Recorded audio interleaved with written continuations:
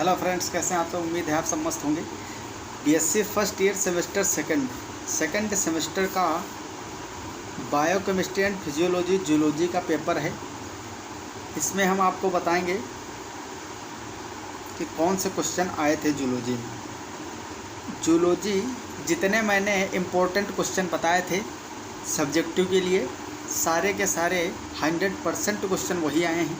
आप प्रूफ के लिए ये पेपर मैच कर लीजिएगा इससे पहले जो वीडियो अपलोड हुए थे, ठीक है, उसके बाद में पेपर हुआ है। तो इससे एक ख़ास कुछ नहीं, लेकिन आपका एक विश्वास बना रहेगा कि आप जो कंटेंट पढ़ रहे हो वो आपके लिए सफिशिएंट है। तो बात करते हैं पेपर की। तो ये मैक्सिमम मार्क इसके 75 हैं। टाइम था 3 घंटे का। सभी खंडों के निर्देशानुसार प्रश्नों के उत्तर दीजिए। सेक्शन ए, खंड आ में very short answer type question पूछे गए थे, ठीक है। तो ये 20 नंबर के थे आपके। इसीलिए मैं जब शॉर्ट करवाता था आपसे क्वेश्चन तो आप लोग कहते थे सर केवल ऑब्जेक्टिव करवाइए, देखो सॉरी सब्जेक्टिव करवाइए लॉन्ग। ऑब्जेक्टिव जो होते हैं, अगर एमसीक्यू हो रहा है आपका पेपर फिर तो उसके लिए महत्वपूर्ण है ही, लेकिन अगर लॉन्ग वाला हो रहा है सब्जेक्टिव टाइप में, फिर भी आपका देखो 20 नंबर का पार्ट 75 में से 20 बना रहा आपका शॉर्ट वाला। और दूसरी बात ये है, ये स्टार्टिंग में ही क्वेश्चन होते हैं। इनको आप सब सही करोगे टोटल, तो आगे जो एग्जामिनर कॉपी चेक करता है उसका जो है थोड़ा सा प्रभाव उस पर भी पड़ जाता है। तो इसमें देखते हैं जल्दी से कौन से क्वेश्चन आए थे। 2-2 नंबर के क्वेश्चन हैं। इनमें से 10 पे टिप्पणी लिखना था। पहला था essential amino acid. Essential amino acid मतलब आवश्यक अमीनो अम्ल जो हम बाहर से लेते हैं भोजन के थ्रू। जो एसेंशियल होते हैं वो हमारे बॉडी के अंदर सिंथेसिस नहीं होता है उनका, इसलिए हम भोजन के थ्रू उनको लेते हैं। तो इसमें टोटल 21 होते हैं अमीनो एसिड। इसमें से एसेंशियल की अगर आवश्यक की बात करें तो 10 अमीनो अम्ल होते हैं जो कि वो आवश्यक होते हैं हमारी बॉडी के लिए, बाहर से लिए जाते हैं। ये सब पार्ट मैंने करवाया था और आपको बताया भी था, इम्पोर्टेंट क्वेश्चन में भी करवाया था, ठीक है। और लेक्चर भी पड़ा हुआ है, इसको आप देख सकते हो। आइसोमरेजेज जो एंजाइम होते हैं, आइसोमरेजेस, उनके बारे में लिखना था। समावयवी एंजाइम होते हैं आइसोमरेजेस, मतलब जो आइसोमराइजेशन करवाते हैं। आइसोमर आप जानते हो जिसका मोलिकुलर, जैसे कि ग्लूकोज है, ग्लूकोज को आपको बदलना है फ्रक्टोज में, तो ग्लूकोज और फ्रक्टोज का मोलिकुलर फार्मूला सेम होता है। तो मोलिकुलर फार्मूला सेम हो उसको क्या बोलते हैं? आइसोमर, समावयवी। इसको कन्वर्ट कराने में ये ग्लूकोज और फ्रक्टोज एक दूसरे के क्या हैं? समावयवी, आइसोमर। तो एक ग्लूकोज को उसके आइसोमर में कन्वर्ट करने के लिए जो एंजाइम रिक्वायरमेंट होती है उसको बोलते हैं आइसोमरेज। तो यही सब आपको लिखना था एक एग्जाम्पल देके। आप पढ़े हो ग्लाइकोलिसिस पढ़े हुए हो। ये ग्लाइकोलिसिस से ही कहीं ना कहीं उठ के आया है, या फिर मान सकते हो आप एंजाइम वाले पार्ट से। एंजाइम का क्लासिफिकेशन हम करते हैं तो उसमें 6 क्लास होते हैं। एंजाइम में कितने होते हैं क्लास? 6। ट्रांसफरेजेज, ऑक्सीडोडिडक्टेजेस, आइसोमरेज, लाइगेज, यही सब होते हैं। एल्डोलेज, ठीक है। तो ये क्या है? ग्रुप होता है, क्लास होते हैं 6। उसमें से एक आपसे यही पूछ लिया गया था टिप्पणी लिखने को। मैंने आपसे इम्पोर्टेंट क्वेश्चन में बताया था कि क्लासिफिकेशन और एंजाइम का एक्शन जो मैकेनिज्म होता है, एक्शन मैकेनिज्म। और तीसरा एंजाइम का इम्पोर्टेंट क्वेश्चन बनता है फैक्टर अफेक्टिंग एंजाइम। एंजाइम को इफेक्ट करने वाले कौन कौन से कारक, जैसे कि टेम्परेचर हो गया और पीएच हो गया। प्रोटीन का स्ट्रक्चर मैंने कहा था बहुत इंपॉर्टेंट है, लेकिन उसमें से सेकेंडरी और टर्सरी बोला था कि ज़रूर रट के जाना। टर्सरी स्ट्रक्चर पूछ लिया गया। Tertiary structure of protein 3 degree, क्यों मैंने बताया था ये भी कि जो 3 डिग्री होता है टर्सरी स्ट्रक्चर, ये इम्पोर्टेंट ज़्यादा इसलिए होता है क्योंकि ज़्यादातर जो एक्टिव कंपाउंड हमारे बॉडी के अंदर हैं मेनली प्रोटीन से ही सब बने, जैसे कि हार्मोन वो भी प्रोटीन है, एंजाइम वो भी प्रोटीन। तो एंजाइम जो होते हैं, एंजाइम क्या होते हैं? प्रोटीन का टर्सरी स्ट्रक्चर होते हैं। जो प्रोटीन एंजाइम को बनाने के लिए यूज की जाती है वो 3 डिग्री में होती है। प्रोटीन की तृतीयक संरचना होती है। तो ज़्यादातर एक्टिव जो प्रोटीन से बने हुए मोलिक्यूल हैं वो सब टर्सरी स्ट्रक्चर होते हैं प्रोटीन के लिए, इसीलिए ज़्यादातर इसको पूछा जाता है। विटामिन्स में से मैंने बताया था आपसे वाटर सोल्युबल और फैट सोल्युबल में से कोई भी आ सकता है। विटामिन बी कॉम्प्लेक्स ज़्यादा इंपॉर्टेंट, तो बी कॉम्प्लेक्स में से ही आया है विटामिन B12। आप लोग जानते ही इसका नाम है साइनोकोबालेमिन। 2 नंबर का ये क्वेश्चन था एक, अगर आप इसका नाम ही इतना लिख देते और बता देते कि इसकी कमी से अगर विटामिन B12 कम हो जाए तो इससे परनीसियस एनीमिया होता है, परनीसियस एनीमिया, ठीक है, तब भी आपको 1 नंबर यहीं से मिल जाता सिर्फ, क्योंकि ये बहुत इंपॉर्टेंट पार्ट है। 2 नंबर में पूछा गया था, अगर इसमें लिख देते कि इसका जो रासायनिक नाम है वो साइनोकोबालेमिन है और इससे डिजीज़ इसकी कमी से होता है परनीसियस एनीमिया, तो 1 नंबर आपको मिल जाता। दूसरा नंबर कब मिलता, जब आप और इसके डिटेल में लिखते कि ये जो है रक्ताल्पता के लिए, यही एनीमिया के लिए रिस्पॉन्सिबल होता है। विटामिन B12 का सिंथेसिस जो होता है, जैसे कि एग्जांपल दे देते हैं आप, कहाँ कहाँ पाया जाता है, दही में बहुत ज़्यादा मात्रा में होता है, दूध को जब दही में बदलते हैं तो वहाँ इसकी मात्रा बढ़ जाती है। हमारे गट में कुछ बैक्टीरिया होते हैं जो इसका सिंथेसिस करते हैं, ठीक है, बहुत सारी चीज़ें आप इससे जोड़ सकते थे।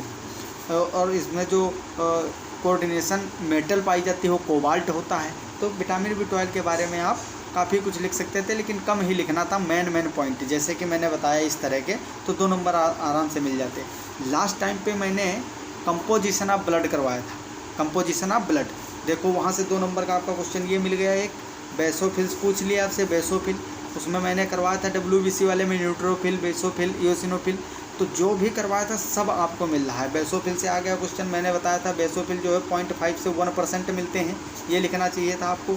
ये एलर्जी प्रतिक्रिया के लिए, एलर्जिक होते हैं क्या, एलर्जी के लिए रिस्पॉन्सिबल होते हैं, के लिए रिस्पॉन्सिबल होते हैं। सीरोटोनिन,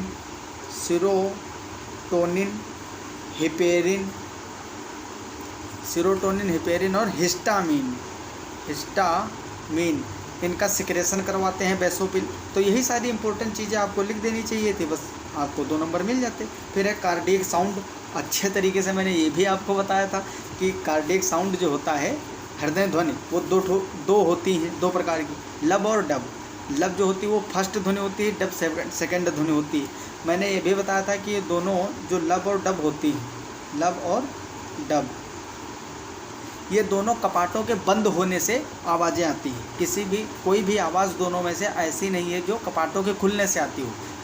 मैंने आपको डोर का, दरवाजे का एग्जांपल लेके बताया था कि आप अंदर को खोल सकते हो लेकिन बाहर को खोलोगे तो बंद हो जाएगा, जब बंद होगा तो आवाज़ आएगी। इसी तरह से क्या होता है, हार्ट के अंदर भी जो वाल्व होते हैं, बाइकस्पिड और ट्राइकस्पिड से के बंद होने से लब ध्वनि आती है, फर्स्ट ध्वनि।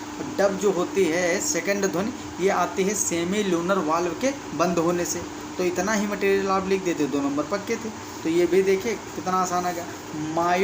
मायोसिन फिलामेंट, भाई मसल कॉन्ट्रैक्शन में मैंने बताया था जो प्रोटीन है इसमें responsible, myosin, actin filament, jet line, sarcomere जो यूनिट होती है स्ट्रक्चरल फंक्शन, इनको आप तैयार करके जाओ। मायोसिन फिलामेंट पूछ लिया, कुछ नहीं है मायोसिन फिलामेंट में, इस तरह से होता है। इसका पीछे का टेल पार्ट हो गया और ये इसका हेड होता है। इस पे ATP सिंथेटेज एंजाइम होता है। यहाँ पे एक्टिन एक्टिव साइट होती है जहाँ पे एक्टिन बाइंड होता है। एक जगह पे ATP साइट होती है जहाँ पे ATP जो कैल्शियम जब उससे बाइंड होगा ट्रोपोनिन से, तब ये वो एक्टिन वाला फाइबर ट्रोपोनिन पे जब कैल्शियम बाइंड होगा तो एक्टिन वाला पार्ट जो है एक्टिव हो जाता है, फिर यहाँ से बंध जाता है जो एक्टिव साइट है। इस तरह से होता है। पीनियल ग्लैंड, देखो मान लो मैंने सारी ग्लैंड आपको बता दिया था, हर जगह से जो जितने भी हार्मोन्स निकलते थे, तो आप पीनियल ग्लैंड से भी लिख सकते थे, ठीक है। थाइमोसिन हार्मोन वगैरह सब सारी चीज़ें मैंने करवाई थी। पिट्यूटरी ग्लैंड मैंने बोला था 100% आती है और लॉन्ग में आती है, अभी आगे देखना आपको मिलेगी। लैरिंग्स स्वर यंत्र, ठीक है। ब्लड प्रेशर लो, रक्तचाप पे आ गया। मसल स्विच और गैलेक्टोज भैया कितना आसान है। गैलेक्टोज के बारे में मैंने आपको बताया था पूरा कंप्लीट। अब आता है सेक्शन बी। तो देखो अगर इम्पोर्टेंट क्वेश्चन में जो करवाता हूँ, अगर ध्यान से पूरी एक्यूरेसी के साथ आप उनको तैयार करके एग्जाम में बैठते हो तो आपके एक भी नंबर कम नहीं आएंगे, पूरे में पूरे ला सकते हो। 2-4 नंबर भले ही कट जाएँ, 75 में 70 नंबर, 70 प्लस तो कर ही चल सकते हो आप। आराम से। अब इसमें ऐसा कोई नहीं था, देखो 12 में से 10 करने थे, तो मान लो मैंने लेरिंग्स वाला नहीं बताया था, फिर भी मैंने कहा था श्वसन तंत्र का जो जनरल चीज़ें हैं वो याद करके जाना, लेकिन इसके अलावा बाकी सभी चीज़ें मैंने करवाई थी। तो 11 थे, 10 ही करना था आपको, 11 तो मैंने बताया ही था और सब आसान थे। तो इस तरह से आप पूरे मार्क्स ला सकते हो। अब है शॉर्ट आंसर टाइप क्वेश्चन, ठीक है। इनमें जो है आपको 5 क्वेश्चन करने हैं। क्या करने हैं?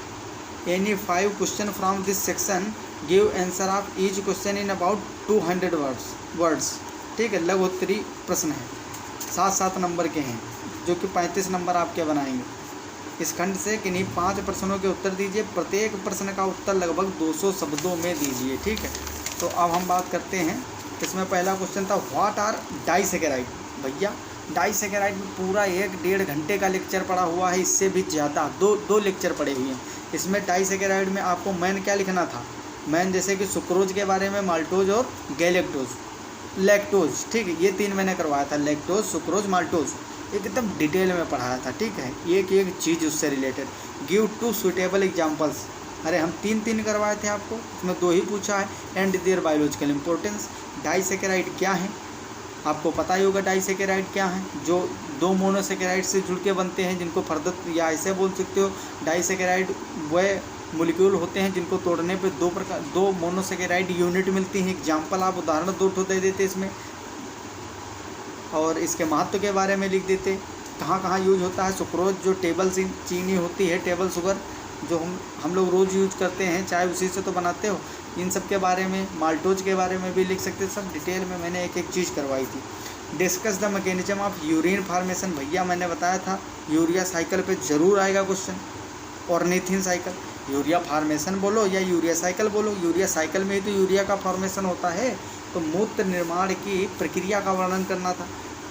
Describe pace maker and portal system, इसमें पेस मेकर और पोर्टल सिस्टम प्रणाली का वर्णन करना था। पेस मेकर हेड में होता है, आपको पता ही होगा। Describe the classification of lipid, लो भाई लिपिड पे कितना डिटेल में मैंने पढ़ाया है। बायोकेमिस्ट्री में जाओगे सेक्शन में, आपको कम से कम 5-7 लेक्चर मिलेंगे लिपिड पे केवल।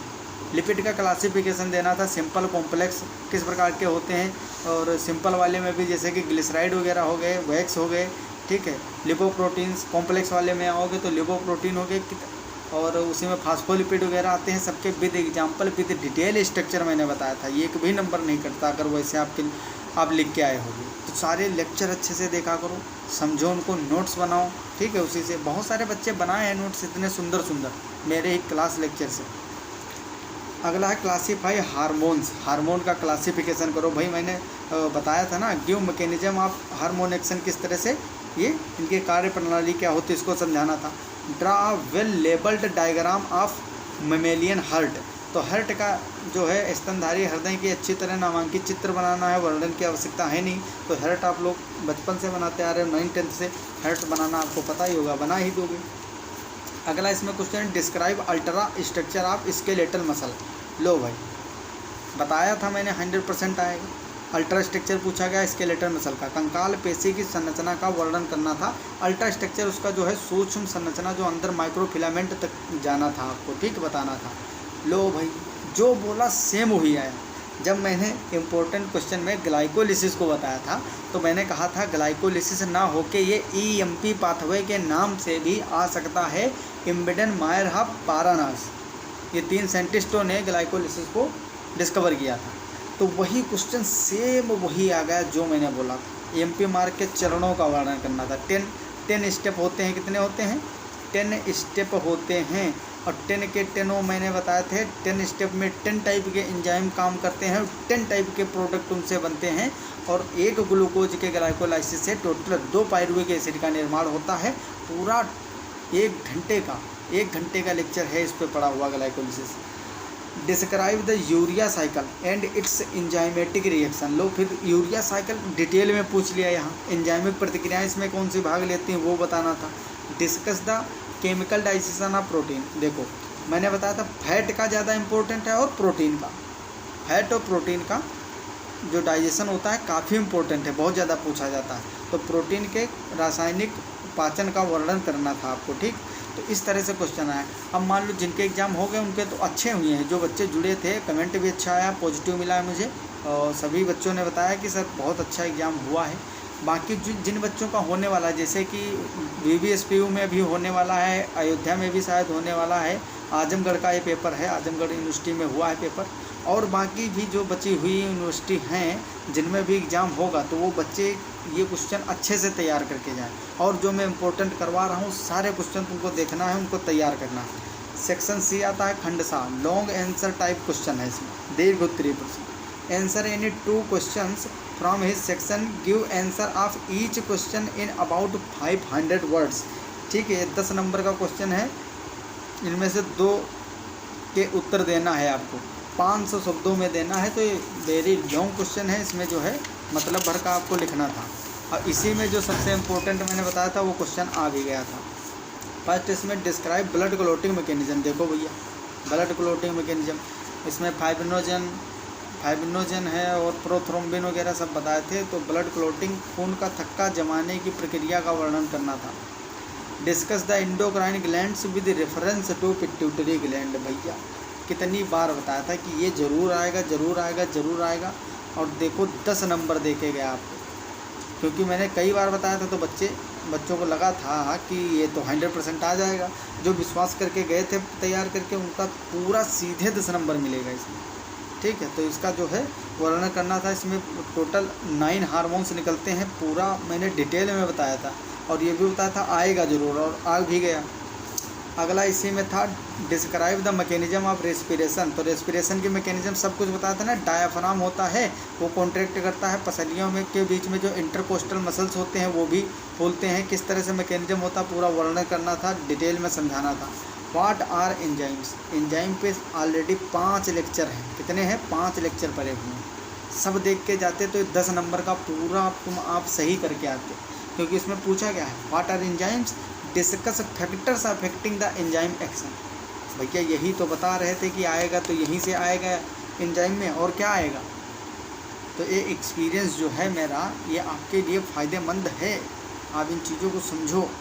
ठीक है, तो फैक्टर अफेक्टिंग मैंने बताया था, वहीं से सीधा क्वेश्चन आया, ज़्यादातर यहीं से आता है। इसमें pH का और टेम्परेचर का और एंजाइम की कंसंट्रेशन का, एंजाइम या सबस्ट्रेट के कंसंट्रेशन के साथ, ये जो 3 चीज़ें हैं यही क्या करती हैं, इफेक्ट करती हैं इसके एक्शन को। तो ये मैकेनिज्म बतानी थी आपको, एंजाइम क्या है ये बताना था, और फैक्टर्स जो अफेक्ट करते हैं उसको कारक, एंजाइम क्या हैं, एंजाइमी प्रतिक्रिया किन कारकों से प्रभावित होती है वर्णन कीजिए। अब इसी में था, मतलब 2 क्वेश्चन मात्र आपको करने थे, वो भी चूज करने के लिए आपको 6 क्वेश्चन थे, 6 में से 2 करने थे। तो इसमें से जो मेरे पास जो पढ़ रहे हो आप लोग, अगर जितना मैंने बताया करके गए होगे तो आपको हलवा लग रहा होगा पेपर, एकदम हलवा। Beta oxidation of fatty acid. भैया देखो जाके पुराना वीडियो जिसमें इंपॉर्टेंट क्वेश्चन करवाए, बताया था ना कि 100% आएगा, ज़रूर आ गया। Beta oxidation of fatty acid, वसीय अम्ल का बीटा ऑक्सीडेशन, इस पर भी एक लेक्चर ऑलरेडी पढ़ा हुआ है। अरे भैया देखो, जितना मैंने पढ़ाया था उन्हीं में से तुम्हारा पूरे 75 नंबर का फंस गया। हालांकि मैंने लास्ट में ज़्यादा नहीं ले पाया हूँ क्लासें, लेकिन फिर भी देखो जितना करवाया हूँ वही अगर आप तैयार करके जाते फिर भी आपका 75 नंबर का पूरा कंप्लीट हो जाता। अगला इसमें क्वेश्चन था citric acid cycle. Citric acid cycle मतलब क्रेब्स चक्र, क्रेब्स साइकिल। इसीलिए मैं जितने भी नाम थे क्रेब्स साइकिल के जितने भी नाम थे सब करवाया था। सिट्रिक एसिड बोलो, चाहे TCA साइकिल बोलो, ट्राई कार्बोक्सिलिक एसिड साइकिल बोलते हैं ना इसको, TCA, क्रेब्स साइकिल, एकदम डिटेल में करवाया था। ठीक है, पूरा एक लेक्चर इस पर भी है, क्रेब्स साइकिल पे जो पूछा गया, हर एक टॉपिक का एक एक लेक्चर ऑलरेडी पढ़ा हुआ है। ग्लाइकोनियोजेनेसिस, भैया ग्लाइकोजिनोलाइसिस जो है, ग्लाइकोजिनोलाइसिस एक लेक्चर पढ़ा हुआ है, इस पर भी डिटेल में समझाया था। लो इधर देखो, describe proteins and it's biological importance, also discuss classification of proteins. Protein का क्लासिफिकेशन करना है भाई, रेशेदार होती हैं, फाइबरस, ग्लोबुलर होती हैं, सब मैंने करवाया था ना। स्ट्रक्चर के आधार पे कर दो, primary, secondary structure, tertiary structure और क्वाटरनरी। प्रोटीन क्या होते हैं ये भी आपको बताया था, अमीनो एसिड से मिलकर बने होते हैं। अमीनो एसिड इस तरह से जुड़ के पेप्टाइड चेन बनाते हैं और ये कई सारी पेप्टाइड चेन के बीच में लिंकेज आ जाती है, जिससे कि क्या हो जाता है, प्रोटीन का फॉर्मेशन हो जाता है। तो सब आसान क्वेश्चन थे। आई होप जिनका एग्ज़ाम था वो तो वही अच्छे से कर ही लिए हैं, और जिनका बचा हुआ एग्ज़ाम उनके लिए अब ये इम्पोर्टेंट है बहुत ज़्यादा, ठीक। तो उनको भी ये करके जाना है। और ये पूरे क्वेश्चन बहुत इम्पोर्टेंट है। जो इम्पोर्टेंट, देखो सिलेबस सेम है तो क्वेश्चन भी इम्पोर्टेंट वाले सेम रहेंगे, चाहे जो भी यूनिवर्सिटी हो। जो क्वेश्चन इम्पोर्टेंट होता है वो हमेशा इम्पोर्टेंट होता है, इसीलिए तो एक्सपीरियंस हमारा काम करता है। अगर वो बदल जाए इम्पोर्टेंस तो हम बताएंगे वो कहाँ आएगा, क्योंकि हमने कई सारे पेपर देखे हैं पुराने और हम खुद पेपर ये दिए हैं, इसलिए हमारा एक्सपीरियंस है, हमें पता है जो इम्पोर्टेंट है वो है, ठीक है। तो आपको इधर उधर के ज़्यादा बकवास में नहीं पढ़ना है, जितना मैं करवा रहा हूँ उतना करना है आपको, ठीक है। और इतना ही कर लोगे मेरे हिसाब से आपका बढ़िया नंबर आ जाएगा। तो मिलते हैं अगली क्लास में, बढ़िया से फोकस के साथ पढ़ते रहो। तब तक के लिए okay bye, all the very best, जय हिंद।